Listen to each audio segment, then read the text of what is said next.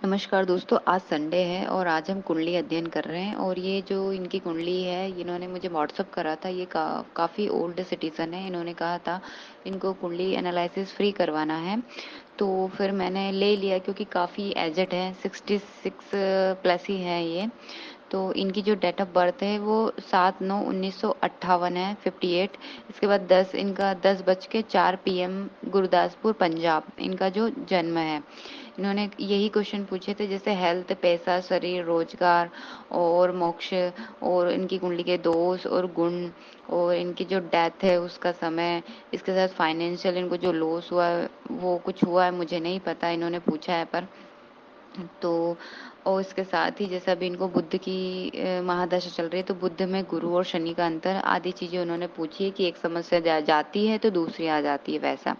तो इनकी हम बात करते हैं, तो जो इनकी तिथि कृष्ण नवमी है, दिन रविवार है, नक्षत्र मृगशिरा मंगल का है, लग्न वृषभ है शुक्र का, राशि मिथुन है बुध की, चरण चौथा है, गण देव है। इनका हम देखते हैं तो जो वृषभ शुक्र का है लग्न, और मंगल नैसर्गिक रूप से शत्रु तो नहीं है पर फिर भी कारक नहीं होते, ये सप्तम पति और व्यय पति बनते हैं और लग्न में जाके बैठे हैं। इसके साथ ही वृषभ लग्न में कारक बनते हैं शनि, जो कि भाग्येश और कर्मेश होकर सप्तम में बैठे हैं। शनि काल पुरुष की कुंडली के अनुसार सप्तम में दिग्बली माने जाते हैं। और इसके साथ अपनी तीसरी दृष्टि से वो है कि भाग्य भाव को देख रहे हैं, तो भाग्य में हमेशा वृद्धि करेंगे। सप्तम में शनि को बल मिल जाता है, दिग्बल उनको प्राप्त होता है। वृषभ में मार्केश की हम बात करते हैं तो चंद्रमा और गुरु मार्केश की भूमिका निभाते हैं। इसके बाद हम देखें कि जो इनकी कुंडली है, इसमें इन्होंने पूछा था, जैसे कुछ क्वेश्चन पूछे थे उसी के आधार पर देख रहे हैं। नमस्कार दोस्तों, मैं प्रज्ञा आपका हार्दिक स्वागत करती हूँ अपने प्रोग्राम में। दोस्तों, मेरा व्हाट्सअप नंबर है, यदि किसी को भी कुंडली से रिलेटेड जानकारी चाहिए, कुंडली बनवाना हो, तो आप इस पर संपर्क कर सकते हो और इसके चार्जेस हैं। और यदि मेरा प्रोग्राम आपको अच्छा लग रहा है तो लाइक करें, शेयर करें, प्लीज सब्सक्राइब जरूर करें। नवमांश में देखें तो चंद्रमा नीच के हैं, लाभ भाव में, व्यापार बिजनेस विवाह के स्वामी होकर नीच के बैठे हैं और पाप कर्तरी योग में इफेक्ट में। वैसे गुरु इतना मार्केश नहीं होते हैं पर वृषभ में कारक नहीं होते, और शनि की 10वीं दृष्टि उन पर पड़ रही है, और कुल मिलाकर इनकी कुंडली में हम देखते हैं ना, तो गुरु ने ही इनका सारा बोल सकते हो काम चौपट किया। इनको बहुत ज्यादा ये दिक्कत परेशानी है तो गुरु के कारण आई है। गुरु मतलब कारक नहीं, और उन्होंने नेगेटिव असर दिया क्योंकि वो राहु के साथ बैठे और राहु के ही नक्षत्र में बैठे हैं। सूर्य जो कि उच्च के दिख रहे हैं, वो भी नवमांश में नीच के राहु के साथ बैठे, मतलब सबसे खराब स्थितियां सूर्य की, और नवमांश में अष्टमपति होकर कर्म भाव में बैठे हैं। कुल मिलाकर देखें तो चंद्रमा और सूर्य दोनों खराब कंडीशन में है। कुंडली यहाँ पूरी डैमेज हो जाती है, कोई भी राजयोग काम नहीं करता यदि आपके सूर्य और चंद्रमा ही डैमेज है तो। उच्च के मंगल है, बली है, लग्नेश चलित और नवमांश तीनों में अपनी स्थिति उन्होंने नहीं बदली है, लग्न में ही बैठे हैं। तो ऐसा जगह तक क्या मांगलिक भी बना देते हैं। तो हो सकता है इनका वैवाहिक जीवन भी मुझे डिस्टर्ब लगा। तो अभी ये बाकी की बात नहीं हुई, इन्होंने कुछ बताया भी नहीं और मैंने कुछ पूछा भी नहीं उनसे। ऐसा जातक जिनके लग्न में पापी ग्रह हो, खासकर सूर्य हो, मंगल हो, ऐसे लोगों को, मतलब इनके तो मंगल है, तो मंगल के लिए हनुमान साधना जिंदगी भर इनको करनी पड़ती है, तब जाके, मतलब पापी ग्रह है तो फिर उनसे रिलेटेड आपके इष्ट आराध्य की साधना आपको करनी ही पड़ती है, नहीं तो बहुत बुरा रिजल्ट देते हैं। इसके साथ ही वैसे भी लग्न भी पाप कर्तरी योग में ही बन रहा है क्योंकि चंद्रमा पक्ष बल नहीं है और नीच का ही फल दे रहे। इसके साथ ही इनको अभी संकटा योगिनी दशा भी चल रही है जो कि 25/3/2031 तक है। इसके बाद हम देखें कि धन की स्थिति, तो आय भाव के स्वामी बनते हैं बुध, जो कि खुद सुख भाव में जाके बैठे हैं पर फल दे रहे हैं पंचम का, खुद के घर के। तो यहाँ पर नवमास में भी बुध पंचम में ही बैठे हैं और शनि के साथ बैठे और अपने घर से 12वें हैं वो। इसके बाद हम देखें कि लाभ भाव के स्वामी बनते गुरु, जो कि अष्टमपति भी है और लाभ के स्वामी होकर छठे भाव में राहु के साथ बैठे हैं। गुरु चांडाल दोष बनता है यहाँ पर। और इसके साथ ही यहाँ पे गुरु ने सपोर्ट नहीं किया बल्कि अष्टम का फल दिया है। नवमांश में भी गुरु व्ययपति होकर स्वराशि में व्यय भाव में ही बैठे हैं। इनका नवमांश बहुत ज्यादा खराब है, मतलब कुल मिलाकर जो नवमांश हमारा मूल होता है वो ही बहुत ज्यादा खराब कंडीशन में है। यहाँ अधिकतर भाव पीड़ित है, पाप कर्तरी योग में है और इसके साथ ही व्यय भाव में है और क्या नीच के बैठे हैं।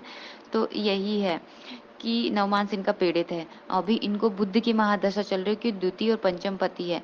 बुध में गुरु का अंतर इतना अच्छा नहीं रिजल्ट देगा, मतलब हेल्थ का इश्यू इनको हो सकता है, तो ध्यान रखना ही पड़ेगा। बुध में शनि का अंतर भी इतना अच्छा नहीं है, पर शनि का फिर भी ठीक है। वैसे भी बुध पर शनि की 10वीं दृष्टि पड़ रही है। और यहाँ पर इनने आयु का पूछा था, तो ऐसा नहीं है। आयु का जो कारक होते हैं शनि होते हैं, और चलित में शनि अपने ही अष्टम भाव में गुरु के घर में बैठे हैं, तो ये वाला तो ठीक चला जाएगा। पर जो है कि बुध में गुरु का अंतर थोड़ा सा यहाँ पे इफेक्ट डाल देगा। वैसे भी हम पहले देखते हैं कि जो हम यदि हम आयु की बात करते हैं तो लग्न, तीसरा भाव और 8वां भाव से हम आयु का देखते हैं, मतलब कितने कैसे आयु रहेगी। तो आयु का व्यय भाव होता है 12वां घर, और इन तीनों का मतलब हम तीनों घर का देखते हैं। मारक भाव होता है, जैसे लग्न से 12वां मारक, तीसरे से 12वां जो दूसरा घर आता है वो मारक, और 8वें से 12वां यानी 7वां घर मारक। तो हम देखते हैं यहाँ पे आयु इतना डैमेज नहीं है, अच्छी है। यहाँ पे गुरु बली अवस्था में ही है, तो नॉर्मल रहेगा। हेल्थ इश्यू तो रहेंगे। इसके साथ में यहाँ पर हम देखें कि जो इनके लग्न के कारक होते हैं वो सूर्य होते हैं, तो मतलब उनमें बल नहीं है, तो वो उनको जल चढ़ाएं।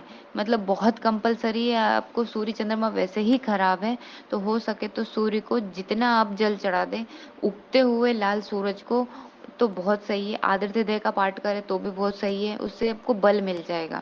इसके बाद है कि धन के लिए इन्होंने पूछा था, तो इतने अच्छे योग तो नहीं दिखे मुझे यहाँ पर श्री सूक्त के 16 पाठ, आप जो 16 श्लोक होते हैं उसका पाठ आप कर सकते हैं शुक्र के होरा में प्रतिदिन। और इसके साथ प्रतिदिन ना बने तो एटलीस्ट सोमवार को या शुक्रवार को तो कर ले। 16 चम्मच घी से आहुति देनी है, और इसके साथ ये 2 बार तो आपको करना ही है, एटलीस्ट महीने 3 महीने तो कंटिन्यू करना है। और आपको यदि लगता है कि बहुत ज़्यादा अच्छी स्थिति नहीं है तो प्लीज़ जब तक हो सके तब तक करते ही रहे। हनुमान साधना भी आपको करनी है। और इसके साथ में आपने बोला था कि एक काम करता हूँ फिर दूसरी मुसीबत आ जाती है, एक से छुटकारा ही नहीं मिलता, तो आप बगलामुखी का एकाक्षरी मंत्र है ह्रीम, इस मंत्र का आप जाप कर सकते हैं। तो ये भी बहुत सारे आपके जो यहाँ पे देखते हैं हम नेगेटिव चीज़ उनको दूर करने की कोशिश करेंगे। और इसके साथ ही सूर्य को जल आपको कंटिन्यू चढ़ाना है, क्योंकि ये सुख भाव के भी आपके कारक बनते हैं। इसके साथ में आपने मोक्ष का पूछा था, तो यहाँ गुरु जब भी लग्न में या नवम भाव में होते हैं और उस पर कोई पापी ग्रह की दृष्टि नहीं होती हो, और अष्टम भाव भी यदि आपका खाली होता हो, उसमें शुभ ग्रह भी नहीं चाहिए, पापी ग्रह भी नहीं चाहिए, तो जब वो भाव शून्य हो जाता है तो हम बोल सकते हैं कि सदगति को प्राप्त होता है। तो समस्या तो सभी के पास है, जब भी जितनी भी आप लाइफ में झुकेंगे, लड़ेंगे, तो नया रास्ता तो हर बार खुलेगा। इसके साथ ही आपको धर्म कर्म करना है, परमात्मा की शरणागति करनी है। प्रत्येक जीव क्योंकि ईश्वर का ही अंश है। आयु अच्छी है, तो शनि अष्टम में है, तो यही है कि आपको थोड़ा सा यहाँ पर करना पड़ेगा। सूर्य का करना पड़ेगा, श्री सूक्त करना पड़ेगा, आदित्य हृदय करना पड़ेगा, और बगलामुखी का एकाक्षरी मंत्र भी आप जाप करना पड़ेगा, क्योंकि कुंडली डैमेज है, अच्छी नहीं है। बाकी एंडिंग ही चल रहा है, तो इस हो सके जितना परमात्मा की शरणागति रहिए, तो शायद आपके काम बन जाए। धन्यवाद दोस्तों।